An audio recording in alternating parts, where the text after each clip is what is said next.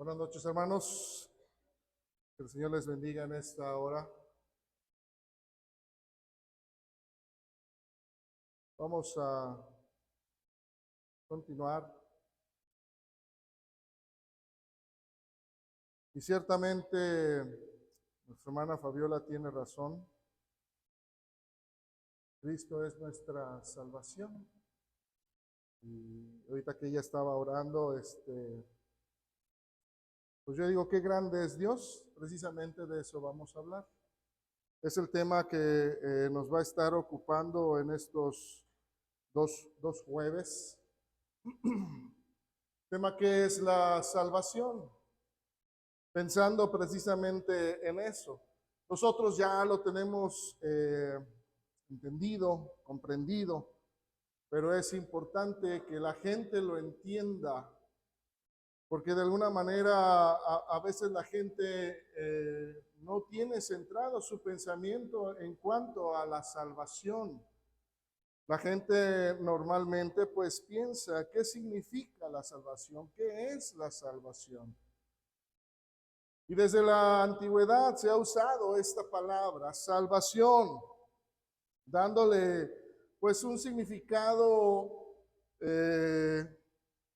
de acuerdo a su necesidad, ya fuera física, moral, económica o hasta espiritual. Los griegos, de alguna manera, los romanos, conociendo sus devastadoras tormentas que ellos tenían, entonces para ellos cuando se hablaba de salvación, pues significaba el ser librados de estas tempestades.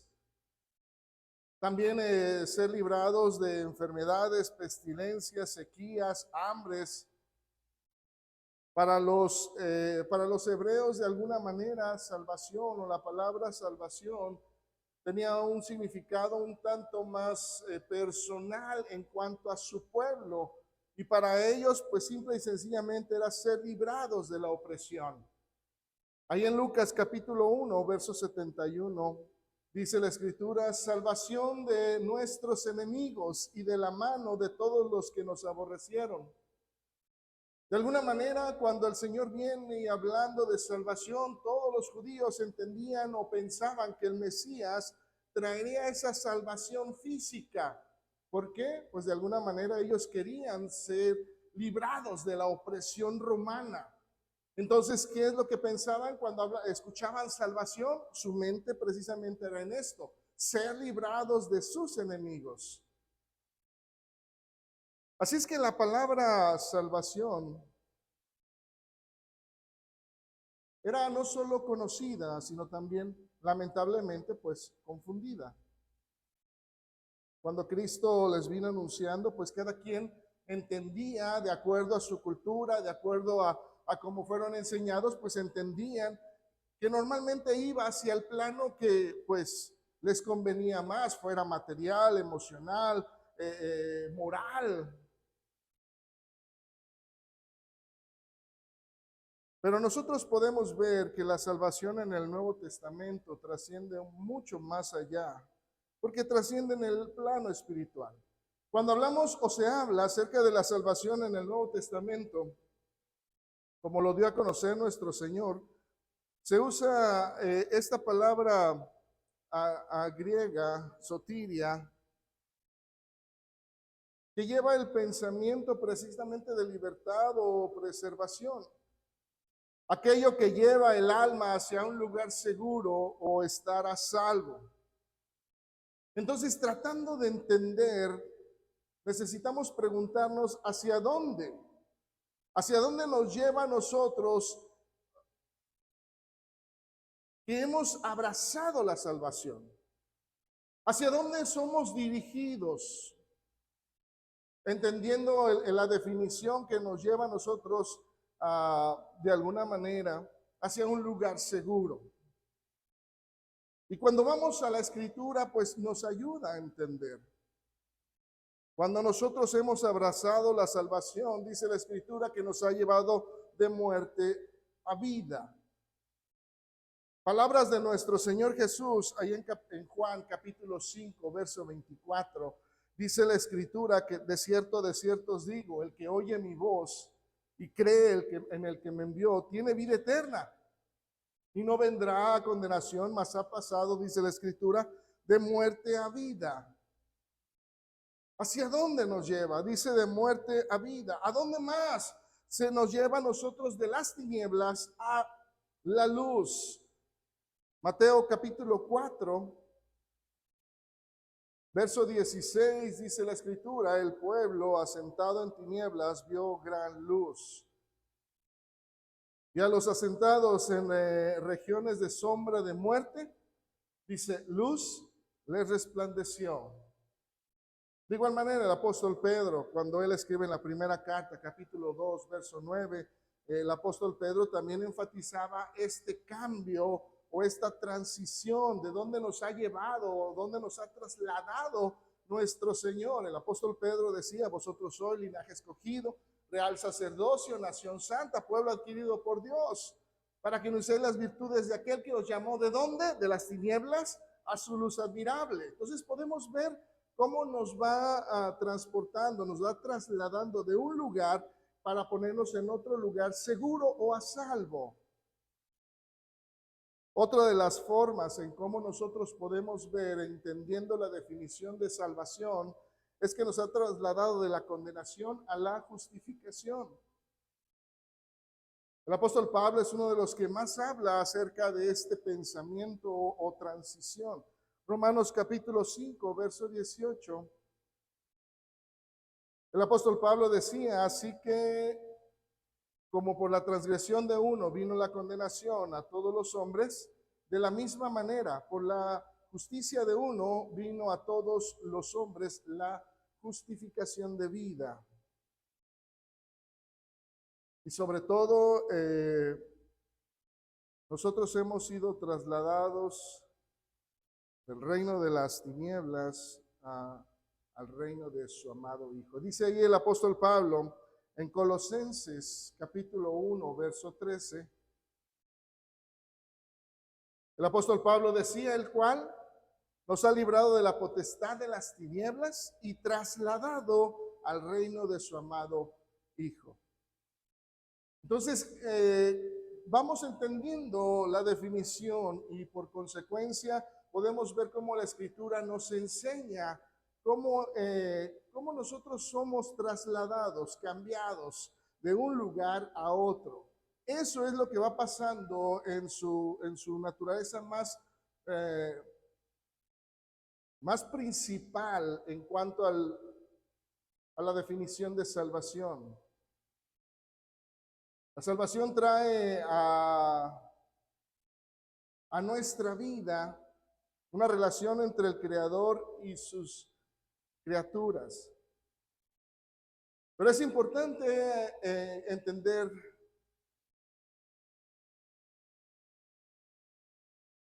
de qué nos salvó. A veces el cristiano se confunde. Motivos equivocados o conceptos equivocados en cuanto a la salvación. Y a veces el cristiano pues se equivoca y piensa que ya somos salvos de pecado. Y a veces se pregunta, bueno, si me salvó del pecado, ¿por qué sigo pecando? Entonces, a veces no se entiende bien o no les explicamos bien. Y ese es problema de nosotros, que estamos trayendo gente a los pies y no les explicamos estos conceptos básicos e importantes para que tengan noción de qué es lo que sigue. Por eso la Escritura es muy clara en cuanto a lo que se refiere a la salvación. Por eso no es que sea en un ámbito físico, moral, aunque nos ayuda, pero va más al ámbito espiritual. Aún en los tiempos del apóstol Pedro, él por eso considera el hecho de escribir y de puntualizar en cuanto al bautismo, hacia dónde nos lleva y qué sucede Así es que el apóstol Pedro, ahí en la primera carta, en el capítulo 3, verso 21, él lo especifica muy bien. Empezando a hablar del bautismo, dice que corresponde a esto, ahora nos salva. Entonces, quiere ayudar a entender si en algún momento alguien piensa que por el hecho de ser bautizado voy a ser sanado físicamente, el apóstol Pedro dice no. Él dice, no quitando las inmundicias de la carne en ese momento. Ya me bauticé, ya voy a ser sano de tal o cual enfermedad, de tal o cual vicio. No, es un proceso que se lleva, pero muchas de las veces en una vida de pecado, pues va a haber consecuencias. Maltraté tanto mi cuerpo que no porque ya me bauticé, ya sano, limpio. No. Por eso el apóstol Pedro puntualiza muy bien.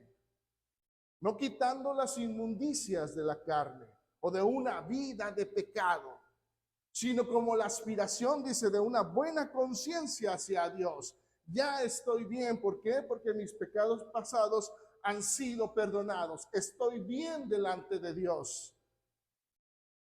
Dice, por la resurrección de Jesucristo. Es por eso que los escritores tienen la responsabilidad de especificar claramente de qué somos salvos.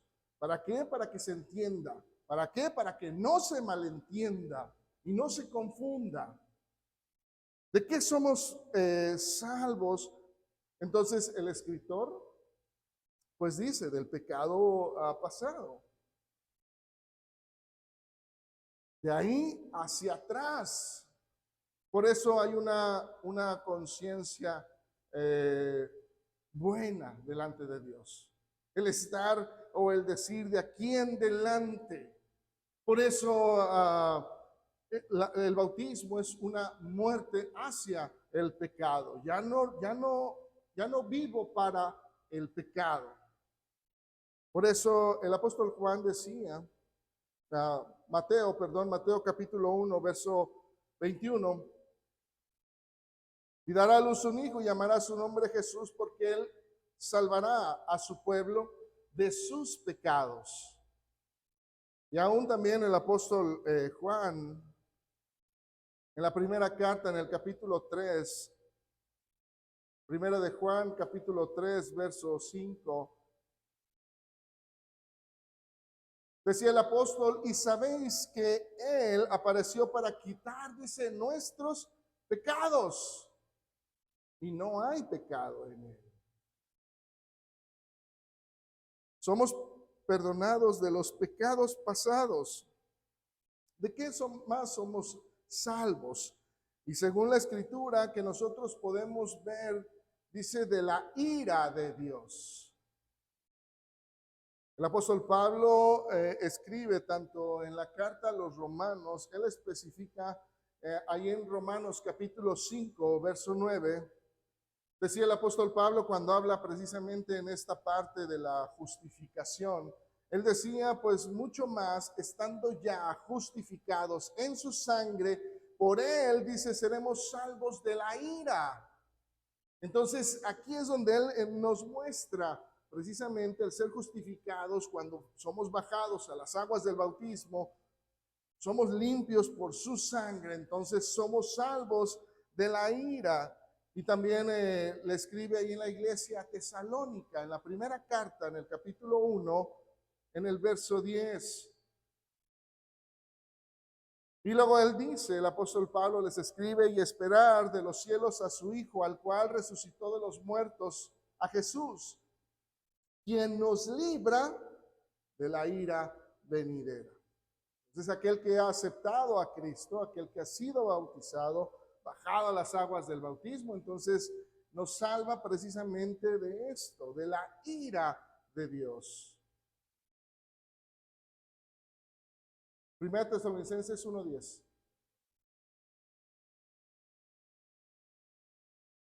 Y también nos libra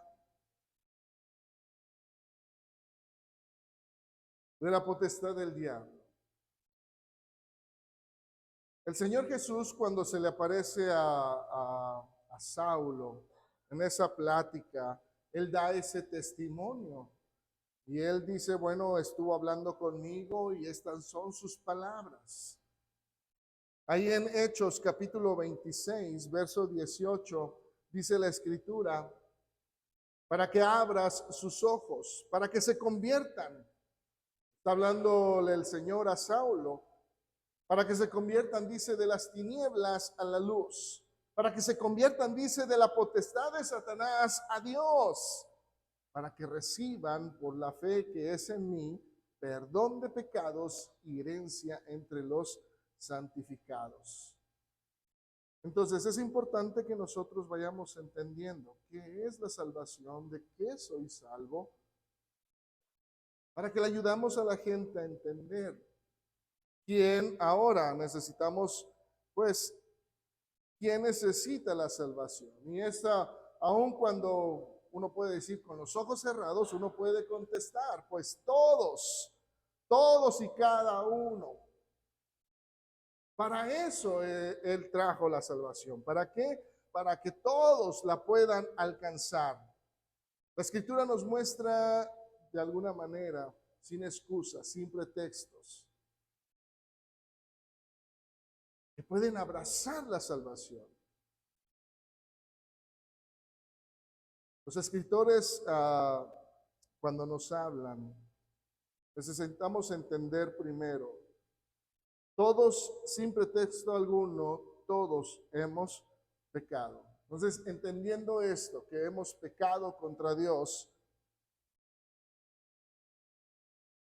de ahí entonces partimos para o hacia la salvación.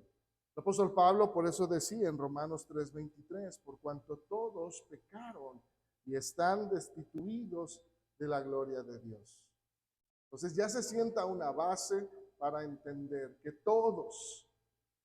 ¿Por qué? Porque a veces se considera como alguien, pues, no soy malo.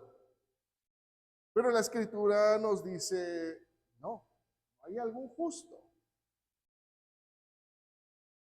Ahí en Eclesiastés, capítulo 7, verso 20, el escritor, por eso, Eclesiastés 7:20, ciertamente no hay hombre justo en la tierra que haga el bien y que nunca peque.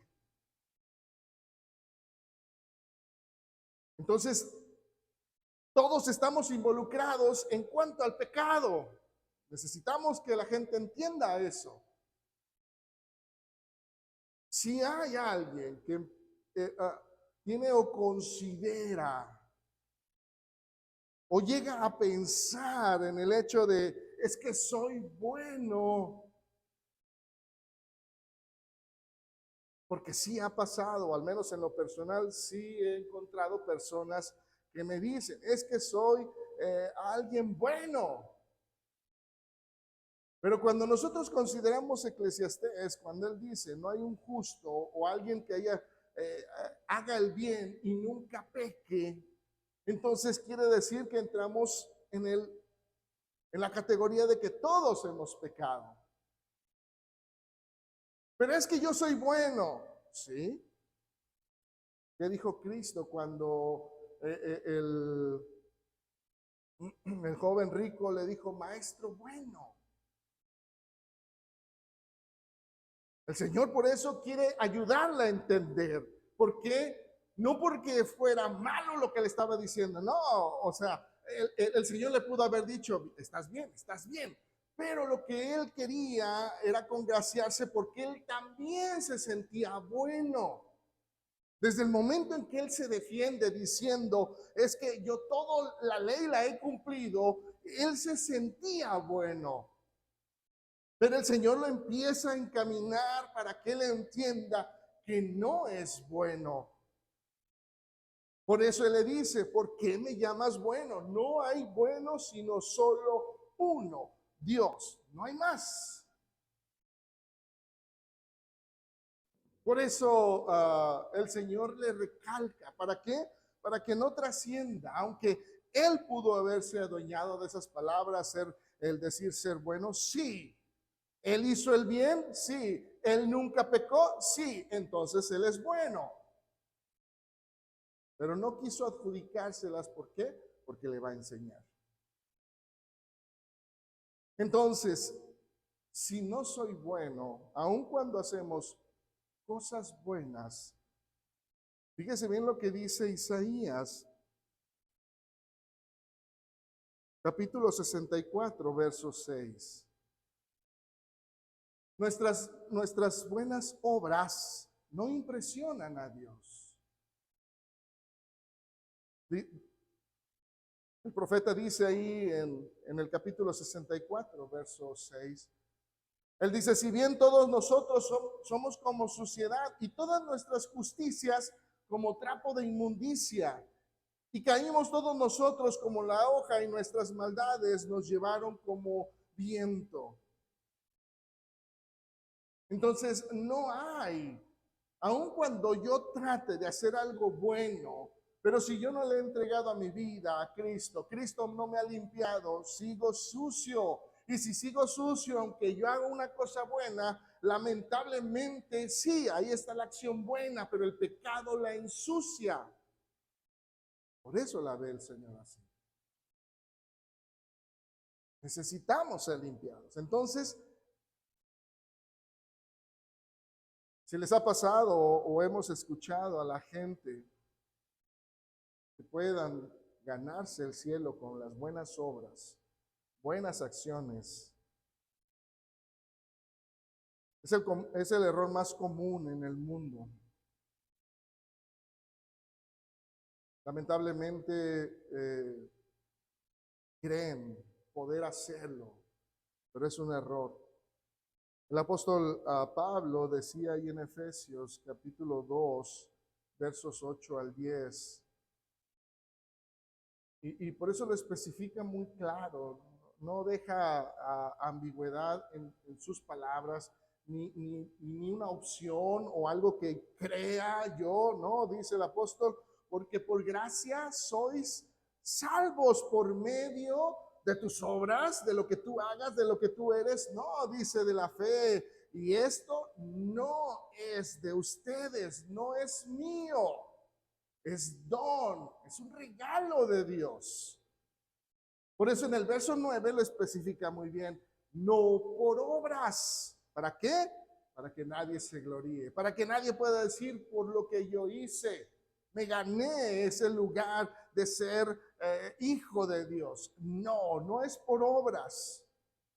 No podemos. Por eso el apóstol en el verso 10, él dice, porque somos hechura suya. Él es el que nos forma, creados en Cristo Jesús para buenas obras. Entonces, esas buenas obras no vienen por nosotros, han sido puestas, dice el verso 10 al final, dice, las cuales preparó de antemano Dios para que nosotros solamente las lleváramos a cabo, pero el fin es el hecho de que nosotros no podemos por nuestras propias acciones poder ganarnos ese regalo de Dios. Él nos lo ha otorgado. Somos salvos por medio de la fe y este regalo es de Dios. Y más adelante el apóstol Pablo se lo vuelve también a repetir ahí a Tito, capítulo 3, versos 4 y 5. Decía el apóstol Pablo, le decía a Tito, pero cuando se manifestó la bondad de Dios, dice, nuestro Salvador, y su amor para con los hombres, él dice, nos salvó. Pero fíjese bien cómo le recalca, para que no haya duda. No por obras de justicia que nosotros hubiéramos hecho. ¿Sí? No es de nosotros. Y lo vuelve a decir, sino por su misericordia. Porque es de Él. Él no lo ha dado. Por el lavamiento, dice, de la regeneración y por la renovación en el Espíritu Santo. Todo esto Él nos lo dio. No es nuestro, no sale de nosotros, no, nosotros no lo proporcionamos. A través de Él Ah, bueno, ya fui bautizado, fui limpiado, ahora sí, me puedo ganar el cielo a través de mis obras. No. ¿Por qué? Porque esas buenas obras te las puso Dios, te las regaló Dios. ¿Para qué? Solamente para que las lleves a cabo. Estas no son de ti. Tú no proporcionas algo que pueda impresionar a Dios, que diga, ah, eso no lo había hecho yo. ¿Por qué? Porque todo es suyo. Entonces nosotros solamente nos movemos en lo que Él nos ha dado, en lo que Él proporciona en nuestra vida. ¿Para qué? Para que podamos trascender y poder mostrar la luz. Todo nos lo da Él. Por eso es importante que podamos llegar hasta este pensamiento. Cristo es el único vínculo a la salvación. No hay más. No es por nosotros. Y a veces la gente dice, bueno, pues es que tú decidiste ir a bautizarte, entonces eso es obra tuya. No, no es cierto.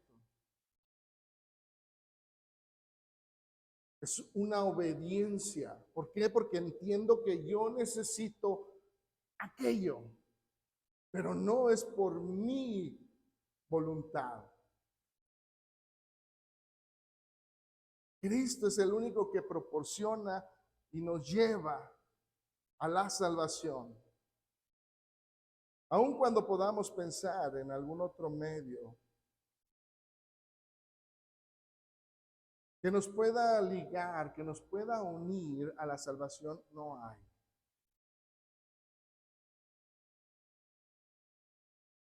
Por eso el Señor se lo adjudicó, lo confirmó, lo declaró. Se puso Él o se mostró como ejemplo para poder llegar a la salvación. A través de Él, no hay más. Por eso podíamos nosotros ver, y Él se pone y Él dice, yo soy el camino para que tú puedas llegar a la salvación. No hay más. Nosotros conocemos el Juan 14:6. Yo soy el camino y la verdad y la vida. Nadie viene al Padre sino por mí. Entonces, cuando el Señor pone si no, es que no hay otra opción, no hay otro camino, o sea, es el único. No hay opciones, no hay de que si yo hago esto, si yo pudiera hacer esto. No, el Señor dice, no, es aquí y nada más. ¿Quieres llegar al Padre? Es por este medio. También Él declaró o se puso como la puerta. Y fíjese bien cómo Él lo especifica muy bien. Él dice, yo soy la puerta. Y todos entendemos, pues puerta es para pasar por ella. No hay una puerta y pues yo trato por ver dónde otro. No, si está una puerta es porque por ahí puede uno cruzar. ¿Sí? Entonces, Él especifica usando figuras muy entendibles. Y por eso Él dice, el que por mí entrare, que dice, será salvo. No hay más. Dice, y entrará y saldrá y hallará pastos. No, no dice una, la puerta. No hay más. Otra de las formas que dice el Señor para mostrar que Él es el único vínculo hacia la salvación es precisamente cuando Él dice que Él es el buen pastor.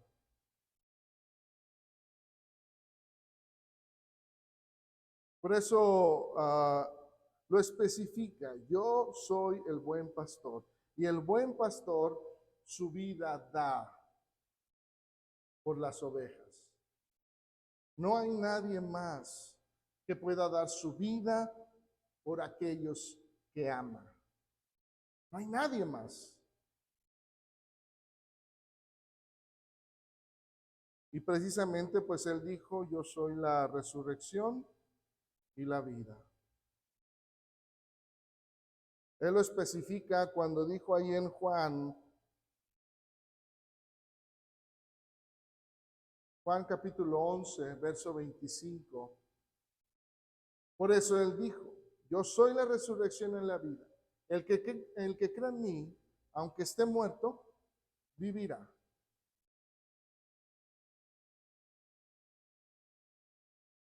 Y no solo fueron palabras de nuestro Señor, como a veces la gente piensa que Él nada más se aduló a Él, diciendo pues es que es parte de lo que Él tenía que decir, sino que también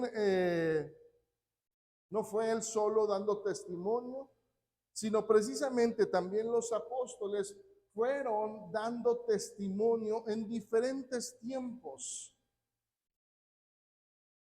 Por eso leíamos ahorita en nuestra lectura lo que confirma o lo que habla el apóstol Pedro cuando se les pregunta o se les cuestiona bajo qué autoridad, bajo qué potestad estaban haciendo todo esto. Y entonces pues ellos llegan agarrando esa oportunidad para mencionar que ninguno otro hay salvación. Porque no hay otro nombre, dice, bajo el cielo, dado a los hombres, en quien podamos ser salvos. No hay. ¿Lo quieres buscar? Búscalo, pero no vas a encontrar nada. No hay. El apóstol Pablo también le dijo a Timoteo en la primera carta, capítulo 1, verso 15, el apóstol Pablo por eso les decía, palabra fiel y digna de ser recibida por todos. ¿Cuál es esa palabra? Bueno, que Cristo Jesús vino al mundo. ¿Con qué propósito? Pues para salvar a los pecadores, de los cuales yo soy el primero. El apóstol Pablo siempre manifestó ser el primero de los pecadores. ¿Por qué? Él mismo lo dijo. Perseguí a la iglesia del Señor. Asesiné, metí a algunos en la cárcel, hizo muchas atrocidades. Y por eso cuando habla también en 1 Corintios capítulo 15, él decía, al final de todos, como un abortivo, dice, me apareció a mí.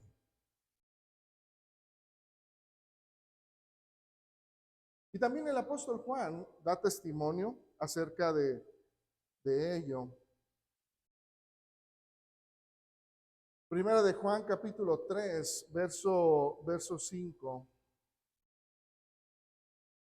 Ese no lo puse. Primera de Juan capítulo 3, verso 5. Dice el apóstol Juan, lo escribe ahí en la primera carta. Dice, y sabéis que Él apareció para quitar nuestros pecados y no hay pecado en Él. Primera de Juan capítulo 3, verso 5. Entonces, vamos ya fundamentando, entendiendo qué es la salvación, porque la Escritura nos lo muestra y cómo nos define que nos ha trasladado, nos ha puesto en un lugar seguro, en un lugar a salvo. ¿De qué nos ha salvado? Pues precisamente por eso ya estamos dejando esa base.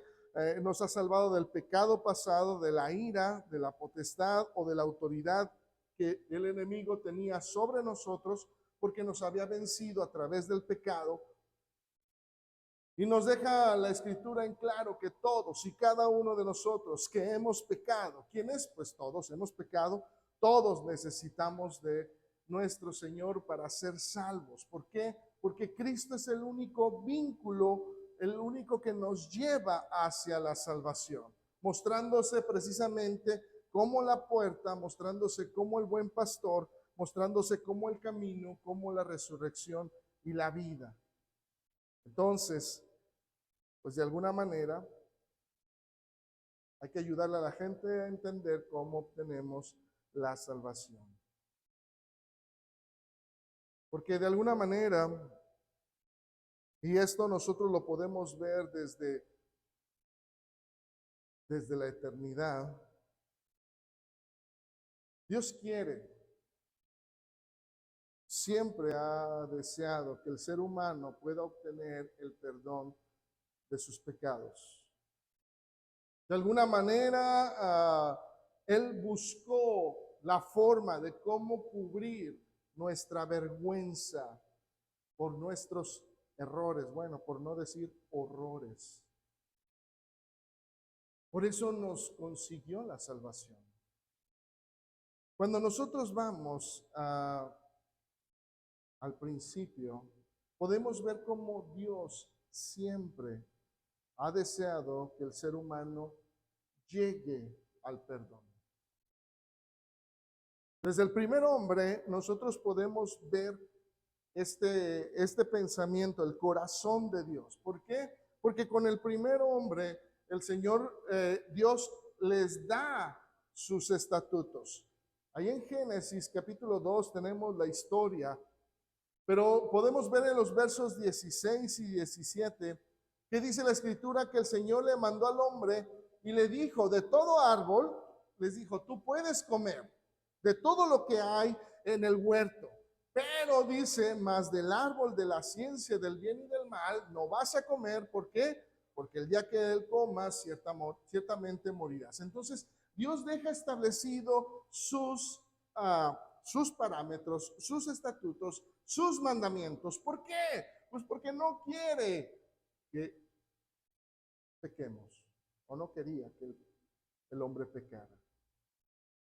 Lamentablemente, el hombre traspasa sus mandamientos y el hombre entonces desobedece y peca. En Génesis capítulo 3, verso 6, en la historia nosotros vemos cómo dice la Escritura que la mujer vio que el árbol era bueno para comer. Y dicen que era agradable a los ojos. Y dice, y árbol codiciable para alcanzar la sabiduría. Y entonces dice que tomó de su fruto, comió y dio también a su marido, dice, el cual comió así también como ella. Entonces Dios da sus estatutos, sus mandamientos para vivir dentro de su voluntad. Pero el hombre decide por voluntad propia salir. Entonces hay desobediencia, hay pecado. Como todo ser humano, tratamos de alguna manera de remediar la situación. ¿Por qué? Pues porque sabemos que hicimos mal y nuestra primera intención pues es tratar de solucionarlo. Lamentablemente no podemos. Por nosotros no podemos. Ellos trataron de alguna manera, y dice la Escritura ahí en Génesis capítulo 3, el verso 7, que ellos trataron, después de que fueron abiertos sus ojos y conocieron que estaban desnudos, dice que entonces cosieron hojas de higuera y se hicieron delantales. Pero no sirve de nada. El hombre no puede cubrir su vergüenza. Así es que de alguna manera, pues Dios empieza a castigar a la desobediencia de cada uno de los involucrados. La serpiente. Y entonces ya le dice ahí en Génesis capítulo 3, versos 14 y 15. Y Jehová dijo a la serpiente, por cuanto esto hiciste, maldita serás entre todas las bestias y entre todos los animales del campo. Sobre tu pecho andarás y polvo todos los días comerás. Y pondré enemistad entre ti y la mujer, y entre tu simiente y la simiente suya. Esta te herirá en la cabeza y tú le herirás en el calcañar. A la mujer le dijo ahí en el verso 16 del capítulo 3 de Génesis. Le dijo, multiplicaré en gran manera los dolores en tus preñeces. Con dolor darás a luz los hijos, y tu deseo será para tu marido, y él se enseñoreará de ti. Y entonces también llega con el hombre. Por cuanto obedeciste a la voz de tu mujer y comiste del árbol, le dice ahí en Génesis capítulo 3, versos 17 al 19.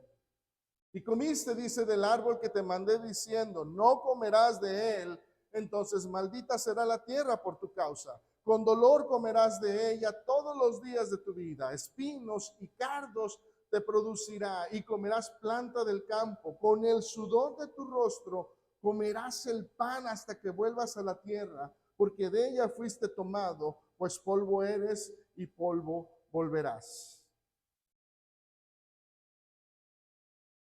Los saca del huerto. Pierden la comunión. Pero en su gran amor por el ser humano, el Señor cubre su vergüenza. Y entonces dice la Escritura que el Señor hizo al hombre y a la mujer túnicas de pieles y los vistió. No se vistieron, Él los vistió. Tenía que hacer todo esto porque a fin de cuentas el hombre y la mujer ofendieron al Señor, desobedecieron al Señor. ¿Lo tenía que hacer? No. Mas sin en cambio, de alguna manera, nosotros podemos ver cómo el Señor se preocupa y entonces busca una solución para nosotros, para cubrir nuestra vergüenza. Y así como lo hizo con la primer pareja, así lo ha hecho con toda la humanidad, con todos nosotros. A pesar de que nosotros le hemos fallado, a pesar de que nosotros lo hemos ofendido en pensamiento, en acción, aún así Él manda a su Hijo. Lo dispone para nosotros, para cubrir nuestra vergüenza. Y los apóstoles se dedicaron precisamente a mostrar esto, que Dios siempre ha sido bueno para con nosotros. El apóstol Pablo le decía a Timoteo, ahí en la primera carta que le escribe Pablo a Timoteo en el capítulo 2, el verso 4, el apóstol Pablo le dice, el cual quiere que todos los hombres sean salvos y que vengan al conocimiento de la verdad. ¿No lo merecemos? No, no lo merecemos. Pero Dios quiere que, ¿se fija? Ese es el amor de Dios. Él quiere que nosotros lleguemos a la salvación, que vengamos al conocimiento de la verdad. El apóstol Pedro también dando testimonio, aunque la gente se burlaba y decía, ¿dónde está el Señor? ¿Por qué no ha venido? Tú vienes predicando tanto tiempo y no ha venido. Y todavía se sigue predicando y el Señor no viene. Pero el apóstol Pedro da un punto importante a pensar. ¿Por qué? Dice el apóstol Pedro, segunda de Pedro 3:9. El Señor no retarda su promesa, según algunos la tienen por tardanza. ¿Pero por qué no ha venido? Pues porque es paciente. Es paciente para con nosotros, no queriendo que ninguno perezca, sino que todos procedan al arrepentimiento. Todos puedan entender que no son buenos y que necesitamos de esa salvación que Él ha proporcionado a través de la sangre de Cristo. El apóstol Juan también se une y da testimonio de ello ahí en la primera carta del apóstol Juan, capítulo 1, verso 9. Él decía, si confesamos nuestros pecados, Él es fiel y justo para perdonar nuestros pecados y limpiarnos de toda maldad. Él está obligado a no. Así en cambio, Él quiere y lo hace. Y nos proporciona esa oportunidad a cada uno de nosotros. Por eso Dios estableció ese plan para salvar al hombre. Porque dentro de su gran bondad, de su gran misericordia que nos ha mostrado a través de la eternidad, Él ha provisto de un plan en el cual el hombre pueda obtener la salvación. Porque de alguna manera, pues Él nos proporciona el perdón de nuestros pecados. Por eso decía el apóstol Pablo ahí en Efesios 1:7, en quien tenemos redención por su sangre, el perdón de pecados, según las riquezas de su gracia. No es por nosotros, es por Él. A través del perdón, entonces nosotros somos declarados justificados.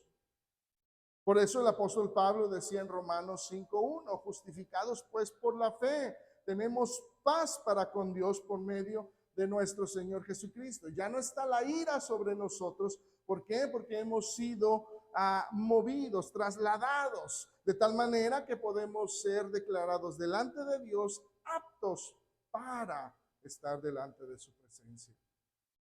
Y entonces así poder tener una comunión con nuestro Señor. Decía el apóstol Juan en la primera carta, en el capítulo 1, en el verso 3, lo que hemos visto y oído, eso os anunciamos. Dice, para que también vosotros tengáis comunión con nosotros. Y nuestra comunión, dice, verdaderamente es con el Padre y con su Hijo Jesucristo.